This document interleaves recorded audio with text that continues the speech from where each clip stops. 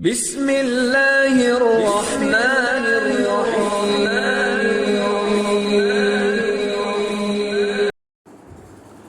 Honorable Sir, Ikai Kumnabada Matik Charaba Pabung Biren, Chief Minister Manipur Gimufamda, Nachana now, Equina Karigumba Karadan Handachari, Madudi, Ekoi Hoji Gujarat Ki Barus district, the lockdown, Asinamara Moira, Pandunare, Ubasimatam Yam Kuraki. Hojik Kalengi Matam Oibanina, Yam Nasu Saba, Adugam from Asida Laibadus, Yam the Kudong Chadaba Kayama Yoknari. Hen Awaba Oiriba Maram Aman, Chana Tatnava Polam Amata Laiva Fangaba, Aduga Fanglava Fawadas Tok Payada Basin. Maramaduna Manipur Sarkana, Nacha Ekoibun Sibiduna, Ekoibu Atuva Matam, Mafam Asidagi Toku, Amasum Ekoigi Awabasi, Kokanbi, Haina Lunan Handachari. Mafam Asida Ekoiga Punna Liminaram State Kayadagi Imanaba Kaya Masa Masaki State Tahanakli, Lehauri Basi Manipuri Macha Ekoi Katan.